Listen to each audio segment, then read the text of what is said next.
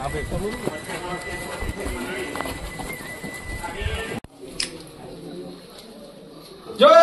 जिजाऊ, जय शिवराय, जय जिजाऊ, जय शिवराय. झालं का दाजी? हो झालं. आलेले सर्व सहकारी पत्रकार बंधूंना आणि भगिनी, आज आपला हा महाविकास आघाडीचा मोर्चा, ज्याच्यामध्ये राष्ट्रवादी काँग्रेस आहे, उद्धव बाळासाहेब ठाकरे यांची शिवसेना, मनसे, आमचे राजू इंगळे या ठिकाणी आहेत, त्याचप्रमाणे रासप आहे, आमचे रिपाई आहे, बबनरावजी मस्के त्यांचे सर्व सहकारी, या सगळ्यांच्या वतीनं आणि आपल्या सगळ्यांच्या वतीनं हा आक्रोश हा मोर्चा आज आपण सिंदखेडराजा येथे काढला. टी पॉइंट वरून सुरुवात झाली आणि आता हे एसडीओ कार्यालय समोर. माझं भाषण संपलं की आम्ही 5-25 लोक जाणार, निवेदन देणार आणि सरकारला सांगणार की ह्या आमच्या शेतकऱ्यांसाठी, शेतमजुरांसाठी, तरुणांसाठी, युवकांसाठी, महिलांसाठी, गोरगरीब लोकांसाठी या योजना आहेत, त्या तुम्ही पूर्ण कराव्यात, ह्या आमच्या मागण्या आहेत. मी 8-10 दिवस झाले फिरलो, प्रत्येक पंचायत समिती लेवलला गेलो, सिंदखेडराजात गावात मिटिंग घेतली, दळवाराजात मिटिंग घेतली आणि सगळ्यांना सांगितलं की आपण सगळे मोर्चाला आलं पाहिजे. हा मोर्चा आता आमची कोणती निवडणूक नाही, त्याच्यासाठी हा मोर्चा नाही, कशासाठी सुद्धा ही निवडणूक नाही, हा मोर्चा त्याच्यासाठी नाहीये. तर सरकारला जाब विचारण्यासाठी मागच्या निवडणुकीच्या अगोदर सरकारनं जाहीरनाम्यामध्ये शेतकऱ्यांसाठी, विद्यार्थ्यांसाठी, बेरोजगारांसाठी, तरुणांसाठी, महिलांसाठी ज्या ज्या योजना जाहीर केल्या, त्या योजनांची सुरुवात या सरकारनं करावी याची आठवण देण्यासाठी आजचा हा मोर्चा आपण या ठिकाणी आहे.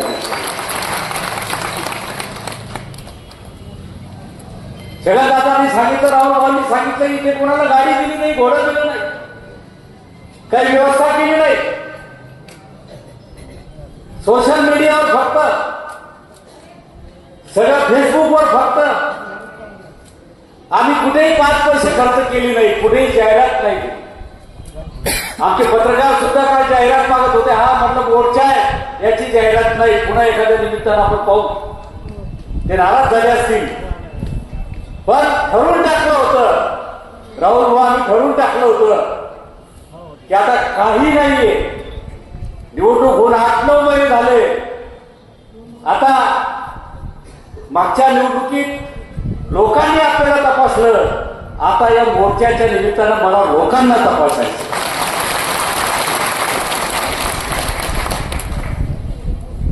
की किती येतात बघायचं, कसे येतात ते बघायचं. आणि इमानदारी सांगतो, कोणी गाडीही मागितली, घोडंही मागितलं, तयार होते रस्ते, सगळेजण तयार होते. आणि मोर्चा निघाला टी पॉइंट पासून तर इथपर्यंत गर्दी किती होती सांगता येणार. पोलीस वेगळे सांगतील, उद्या पत्रकार वेगळे लिहितील.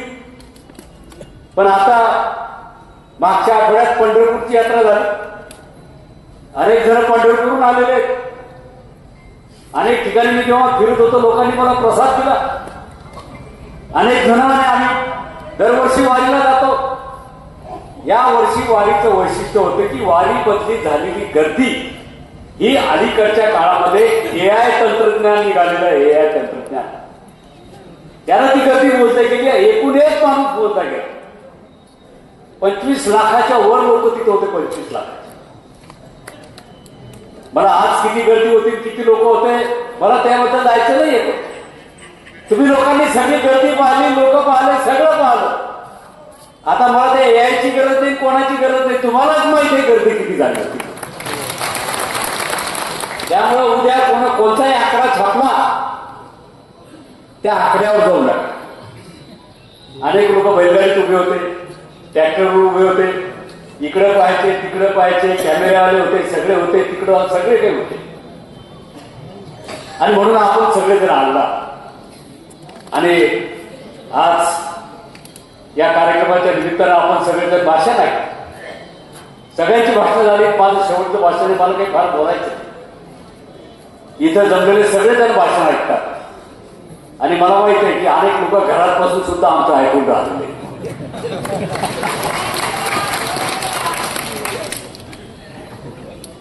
फेसबुक लाईव्ह चालू आहे, घरात बसून ऐकून राहिले. कोण काय बोलते, त्याच्या गावात छगनदादा काय बोलतात आणि मी काय बोलतो याच्यावर अनेक लोकांचं लक्ष होतं. दादा तिथे नेहमी सारखा आपण AK-56 चालवली आणि मोकळ्या मनानं जे काही मनात असेल नसेल ते सांगून ते मोकळे जातात. अनेक जण ऐकतात. काही खरं म्हटलं तर घरात बसून ऐकण्याची गरज नाही. हा शेतकऱ्यांचा मोर्चा आहे, शेतमजुरांचा मोर्चा आहे, विद्यार्थ्यांचा मोर्चा आहे, तरुणांचा मोर्चा आहे, महिलांचा मोर्चा आहे. आम्ही गाडीत ट्रॅक्टरवर होतो, आत्माराम भाऊ काय ते घोषणा देत होते, बघता काय सामील व्हा.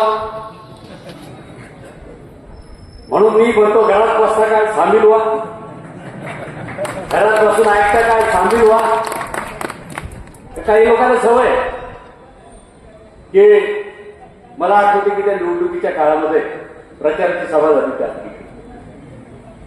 आणि मी बोलता बोलता बोलून गेलो किंवा मी अर्ज भरणार आहे काय असंच काहीतरी बोलून गेलो. माझ्या भाषणावर एवढं बारीक लक्ष होतं की काही पत्रकारांना काही लोकांनी गावात सांगितलं, अरे डॉक्टर शिंदेने अर्ज भरला होता म्हणजे अर्ज भरून आले होते, अर्ज भरून आले ते होतात की अर्ज भरणार नाही. इतकं बारीक लक्ष व्हावं, ठीक आहे. त्याच्या खोलात मला काही जायचं नाही. आता 8-9 महिने झाले त्या गोष्टीला, निवडणूक झाली, सगळं काही झालं. सकाळी घरी बसलो होतो, अनेक लोक मला भेटले, सांगायचे फेसबुकवर असं चालू आहे, व्हॉट्सअपवर असं चालू आहे, त्याच्यावर तसं चालू आहे, याच्यावर असं चालू आहे. 25 वर्षात केलं नाही मध्ये काही नाता, त्यासाठी रस्त्यावर उतरून राहते. आमचं झालं नाही, टमकं झालं नाही, आता यांना बोलण्याचा अधिकार नाही, त्यांना तो बोलण्याचा अधिकार नाही. अरे बाबा, डॉक्टर बाबासाहेब आंबेडकर यांनी आम्हाला घटनेच्या माध्यमातून अधिकार दिले. यांचे प्रश्न मांडण्याचा, बोलण्याचा, यांचे विचार मांडण्याचा आम्हाला अधिकार दिला आहे. आमचं चुकलं असेल, खोकला असेल, अधिकार नाही, आमचं नीट टक्कर हे लोक ठरवतील ना. काही कॉमेंट्स करतात लोक, विनाकारण इकडच्या तिकडचे कॉमेंट्स करतात. ठीक आहे, मला काही त्या खोलामध्ये जायचं नाही, त्यांना काही उत्तर द्यायचे नाही. बाबा तुम्ही काही भांडणी करू नका. हे तर आज मोर्चा झाला आणि मला माहिती की आपले अनेक लोक रात्रभर जागी असतात. याला काय उत्तर दिलं, त्याला काय उत्तर दिलं, यानं काय सांगितलं, त्यानं काय सांगितलं, विनाकारण रात्र जागतात. आणि म्हणून मंडळी, आता फक्त शेतकऱ्यांसाठी हा मोर्चा आहे, शेतमजुरांसाठी मोर्चा आहे. आम्ही आता निवेदन द्यायला त्या ठिकाणी चाललो. आज कर्जमुक्ती आम्ही मागितली, सातबारा कोराकडून मागितलेला 16 लाख कोटी रुपये कर्ज हे आपल्या देशातल्या उद्योगपतींचं माफ केलं जातं. 16 लाख कोटी. इथं अनेक मास्टर बसलेले आहेत समोर. 16 लाख कोटी म्हणजे 16वर किती शून्य त्यांनी उभं राहून सांगा. मलाही जमणार नाही, तुम्हालाही जमणार नाही. नक्कीच 2-4 शून्य, 2-4 हिशोब आपला चुकल. एवढे 16 लाख कोटी रुपयाचे कर्ज माफ केले या सरकारने, केंद्र सरकारने.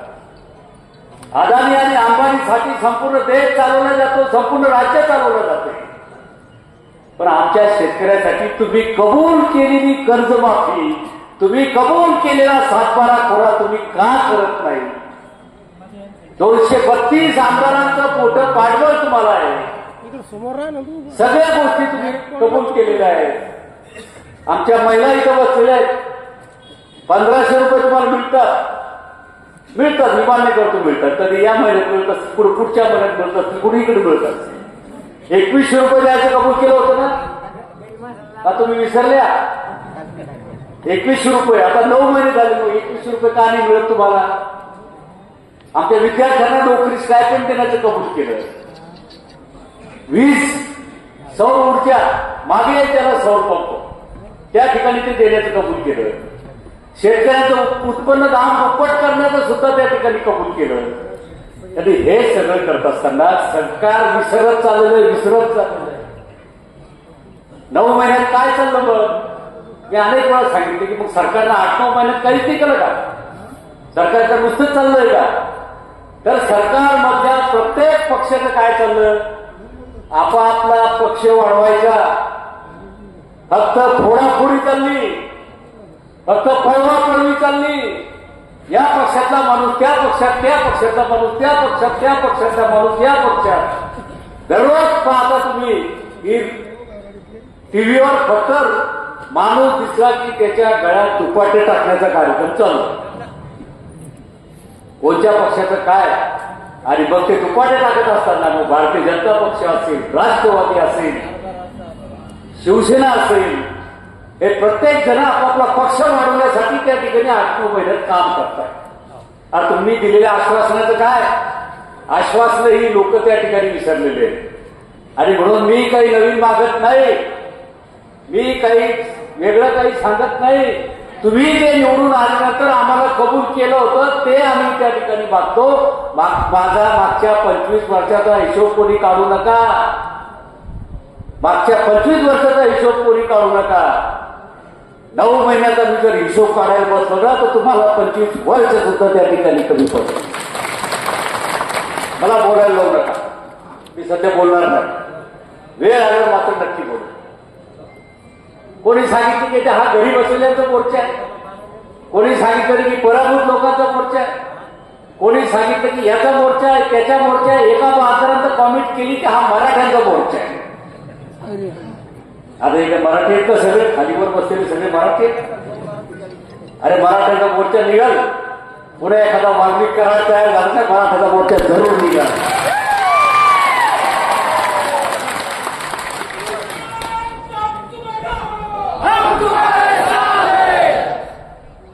आणि मग निघतो ना, मग काय होतं त्यावेळेस मोर्चाच्या वेळेस पाहिलं. आणि म्हणून मला त्या खोलात त्या ठिकाणी जायचं नाही. परंतु आज हे सगळं काही त्या ठिकाणी होत असताना आपण सगळ्यांनी पुढच्या काळामध्ये एक संघाने एकजूट राहण्याचं काम त्या ठिकाणी करायचं. ज्ञानेश्वरनं आपलं सांगितलं की पीक विमा पद्धती बदलली. पीक विमा पद्धती जेव्हा बदलते तेव्हा मागच्या काळापर्यंत बरं चाललो. केंद्र सरकारकडून 4 महत्वाचे ट्रिगर आता त्या पीक विम्यामधून काढले जाणार. स्थानिक नैसर्गिक आपत्ती, हंगामातील प्रतिकूल परिस्थिती, पेरणी न होणे, काढणी पश्चात नुकसान, हे तुम्हाला मिळणार नाही ते मागच्या काळात मिळत होतं. ते केवळ कापणीच्या वेळी प्रत्यक्ष उत्पादनाच्या तपासणीनुसार त्या ठिकाणी भरपाई केली जाणार, केवळ त्या ठिकाणी. आणि हे फार चुकीचं झालेलं आहे. सरकारला तुम्हाला विमा द्यायचा नाही. 1500 कोटी रुपये पीक कर्ज तुमच्यासाठी मंजूर झालेलं आहे. 1500 कोटी रुपये केवळ 22-24% पीक कर्ज वाटप आतापर्यंत बँकांनी तुम्हाला केलेलं आहे. सरकारचं त्याच्यावर नियंत्रण नाही, अजिबात नियंत्रण नाही. शेत रस्ते, पांढर रस्ते, सकाळी काही मंडळी आली होती माझ्याकडे, आता इथे तरी गृहस्थ बोलत होते की पांढर रस्ते आणि शेत रस्ते जे मंजूर झालेले त्याच्यापैकी 75% रस्ते कामं त्या ठिकाणी चालू नाही. आणि म्हणून वेगवेगळे अनेक त्या ठिकाणी गोष्टी आपल्याला त्या ठिकाणी सांगता येते की हे सगळं काही ठिकाणी या शेतकऱ्यांसाठी, शेतमजुरांसाठी, पांढर रस्त्यासाठी तुम्हाला त्या ठिकाणी काम करायचं. एक डॉक्टर लोक मला भेटले. डॉक्टर लोकांनी सांगितलं की 2014 साली विधिमंडळात कायदा पारित करून होमिओपॅथी डॉक्टरांना ॲलोपॅथी परवानगी व एमएमसी रजिस्टरमध्ये शेड्यूल 28 अंतर्गत सीसीएमपी कोर्स रजिस्टर बाबत कायदेशीर अधिकार मिळले बाबत ते त्यांना अधिकार दिले होते. बीएचएमएस लोकांना, होमिओपॅथी लोकांना प्रॅक्टिस करण्याची ॲलोपॅथी, ती सुद्धा आता काढून घेण्यात आली. आणि म्हणून अशा पद्धतीने त्या ठिकाणी काम करणारे हे सरकार त्या ठिकाणी 3 पक्षाचं सरकार आहे, प्रचंड बहुमत आहे, त्यांनी काम करावं. मला काही फार टीका कोणावर करायची नाही. केंद्र सरकार आहे, राज्य सरकार आहे, सगळं काही आहे. आता त्यांनी जनसुरक्षा कायदा पास केला परवा विधिमंडळात. तुम्हाला माहित असेल की हा जनसुरक्षा कायदा पास झाल्यानंतर विरोधकांनी प्रश्न उपस्थित केले की आम्ही जर सरकारच्या विरोधात बोललो तर आमच्यावर कारवाई करसाल, आम्ही जर सरकारच्या विरोधात बोललो तर आम्हाला अटक करणार, सगळं काही त्या ठिकाणी करणार. आणि म्हणून आज सरकार तुमची गळचेपी करायला बसले, तुमची अडवणूक करायला बसले आणि ती अडवणूक आपल्याला भविष्यामध्ये कधी होऊ द्यायची. त्यासाठी आपल्याला एक संघ राहायचंय. राहुल भाऊ बोलले गायकवाड यांच्या बाबतीमध्ये भारतीय जनता पक्षाचे लोक त्यांच्यावर हल्ला करणार आहे. त्यांनी त्यांचं तोड शाही फेकण्याचा प्रयत्न केला. काल परवा आमचे सहकारी मित्र रोहित पवार यांना ईडीची नोटीस त्यांनी दिली. काही संबंध नाही त्या राज्य बँकेचा आणि त्याचा काही संबंध नाही. राज्य बँकेने मागच्या काळामध्ये कारखाने विकले, अनेक लोकांनी घेतले, अनेक लोकांनी. मी तिथे अनेक वर्ष संचालक होतो. 97-98 लोकांवर त्या ठिकाणी कारवाई चालू आहे. त्याच्यामध्ये यांचं नाव नाही रोहित पवारचं, परंतु रोहित पवार आज शरद पवार साहेब, सुप्रियाताई यांचे जवळचे आहेत, राष्ट्रवादी काँग्रेस पक्षाचे जवळचे आहेत. विधानसभेत बोलतात, इकडे बोलतात, तिकडे बोलतात. त्याचा आवाज दाखवण्यासाठी त्यांना पुन्हा एकदा ईडीची नोटीस या सरकारने दिली. या सरकारचं तुम्हाला त्या ठिकाणी काय चाललंय हे त्या ठिकाणी आपल्या सगळ्यांना या ठिकाणी दिसतंय. आणि म्हणून मला आपल्या सर्वांना विनंती करायची की इथून पुढे आपण एकजूट राहून एक दुखाने या सगळ्या गोष्टींचा संघर्ष आपण करणार आहोत. हे आपण त्या ठिकाणी या मागण्या आपल्या दिलेल्या आहेत. या मागण्यामध्ये सगळं काही आहे. शेडनेट पासून, फळबागापासून, शेतकऱ्यांच्या सगळ्या गोष्टी, तरुणांच्या गोष्टी, बेरोजगारांच्या गोष्टी, याच्यामध्ये सगळं काही त्या ठिकाणी आहे. आमचे घरकुलं निर्माण होऊन निघाले अनेक वर्षापासून, त्यांचा सुद्धा एक महत्वाचा प्रश्न या ठिकाणी आहे. ओबीसी महामंडळ वगैरे वगैरे सगळे प्रश्न त्या ठिकाणी आहेत. पैलगंगा ते वैनगंगा हा नदी प्रकल्प, आता 2 प्रकल्पाचं काम 86,000 कोटीचं सुरू होते. वैनगंगा आपल्या नळगंगात ते पाणी आणणार, नळगंगातून आपल्याला ते खडकपूर्णात आणायचं आणि खडकपूर्णामधून आपला तो खडकपूर्णा धरणाच्या याच्यातून सुटलेला जो भाग आहे, सिंचनातून जो सुटलेला भाग आहे, त्याला सुद्धा पाणी आपल्याला या प्रकल्पातून त्या ठिकाणी आणायचं. या अनेक मागण्या आपल्या त्या ठिकाणी आहेत. स्मार्ट सिटी कधीच आपलं पेंडिंग आहे. स्मार्ट सिटी अनेक मिटिंग होतात. समृद्धी रस्ता झाला आमचा, पण आमचे स्मार्ट सिटीचे प्रोजेक्ट नवनगर मात्र त्या ठिकाणी होत नाही. आमचं बाळसावरा असेल, गोळेगाव असेल, लिमखेड असेल, नशिराबाद असेल, या सगळ्या लोकांच्या जमिनी मोजण्याचा कार्यक्रम झाला, पण पुढे काही ही स्मार्ट सिटी त्या ठिकाणी सरकत नाही. ही सुद्धा तुमच्या आमच्या दृष्टीने ही चुकीची गोष्ट त्या ठिकाणी आहे. आणि म्हणून वीज बिल माफ करणार तुम्ही सांगितलं, अनेक गोष्टी तुम्ही करणार तुम्ही सांगितलं, आणि हे सगळं सांगत असताना आपण त्या ठिकाणी काही करून राहिलेलो नाही, काही करत नाही. सरकार म्हणून आपण काही त्या ठिकाणी करत नाही. म्हणून आपल्या सगळ्यांना विनंती आहे की अतिशय गांभीर्यानं आपण या ठिकाणी मोर्चा काढलेला आहे, विचारपूर्वक काढलेला आहे. कोची निवडणुकीसाठी हा मोर्चा नाहीये, तर शेतकऱ्यांना न्याय मिळाला पाहिजे, महिलांना न्याय मिळाला पाहिजे, तरुणांना न्याय मिळाला पाहिजे, बेरोजगारांना त्या ठिकाणी न्याय मिळाला पाहिजे, याच्यासाठी हा मोर्चा. आमचं राजकारण आम्ही पाहत बसू. आमचं राजकारण संपलं, आमचं राजकारण संपणार, आमचं असं होणार, तसं होणार. अरे तुम्ही नका आमची चिंता करू. आमची चिंता करणारे मायबाप हे पुढे बसलेले विचार, हे आमची चिंता करतील. तुम्हाला आमची चिंता करण्याचं कारण नाही. हे आमची चिंता करणार आहे. आणि हे जोपर्यंत आमची चिंता करणार आहे ना, तुमची चिंता तुम्ही करा. सांगितलं जगन्नाथाने की ते एका लुगड्यानं काय की त्याने जर तो सांगितलं तर ते तसंच. अरे एक निवडणूक हारलो, अरे मी 2 लोकसभा हारलो, एकच काय निवडणूक हारलो, मी 2 लोकसभा हारलो, मग का घरी बसलोय का? अरे आमचं काम आम्ही करतो, लोकांसाठी फिरत राहतो, सगळ्या गोष्टी आम्ही त्या ठिकाणी करत राहतो. आम्ही काही निवडणुकीत जय पराजय म्हणून आम्ही काही राजकारणात समाजकारणात काम करत नाही. ठीक आहे, पदं मिळतात, पदाचा उपयोग लोकांच्या सेवेसाठी करायचा असतो, पदांना न्याय द्यायचा असतो, लोकांना न्याय द्यायचा असतो, त्यासाठी ही पदं असतात. आणि म्हणून पदं नाही म्हणून आम्ही घरी बसणारे लोक नाहीये, पदं नाही म्हणून आम्ही घरात गोधडी घेऊन झोपणारी लोक नाहीये. पदं असो का नसो, परंतु आम्ही सगळेजण तुमच्या प्रतिष्ठेसाठी, तुमच्या सेवेसाठी, तुमच्या न्यायासाठी, तुमच्या हक्कासाठी आम्ही सातत्यानं त्या ठिकाणी लढा देत राहू हे त्या ठिकाणी आजच्या या कार्यक्रमाच्या निमित्तानं आपलं करण्यात आलं. आणि त्यासाठी आम्हाला कोणाच्या मदतीची, कोणाच्या सहकार्याची आणि कोणाच्या पाठिंब्याची गरज नाही. ही महाविकास आघाडी आमची सक्षम आहे. हे सगळे नेते महाविकास आघाडीमध्ये अतिशय आम्ही सक्षम आहोत. आम्ही जिल्ह्यात महाविकास आघाडी म्हणून काम करतोय, केवळ मतदारसंघात नाही. मागच्या लोकसभा महाविकास आघाडीत लढलो, विधानसभा महाविकास आघाडीत लढलो आणि पुढच्या येणाऱ्या सुद्धा कार्यकर्त्याच्या सगळ्या निवडणुका आम्ही महाविकास आघाडी म्हणूनच लढणार आहोत. त्यामुळे तुम्ही तुमची महायुतीची चिंता करा, महाआघाडीची चिंता करू नका. आणि म्हणून मंडळी, फार काही सांगणार नाही, फार काही बोलणार नाही, वेळ बराच चालला. पण आपण खूप लांबून या मोर्चाला 1 रुपया न खर्च करता आपल्या स्वयंस्फूर्तीनं आपण या ठिकाणी आलो. स्वयंस्फूर्ती. पाऊस बरा दिसतो, पीक पाणी बरं झालेलं आहे, फवारणी आटोपलेली आहे, तण काढण्याचं काम चालू झालंय. ते तण मात्र जरा चांगलं जोरात काढायचं आणि शेतातलंच तण उपटायचं नाही आपल्याला, बाकी बाहेरचं तण उपटायचं.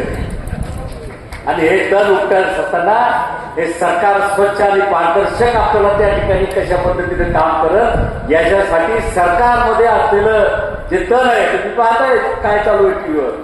मंत्री कसे वागतात, आमदार कसे वागतात, कोणाचं काय चालू आहे, काय तर नवीन सांगण्याची गरज नाही.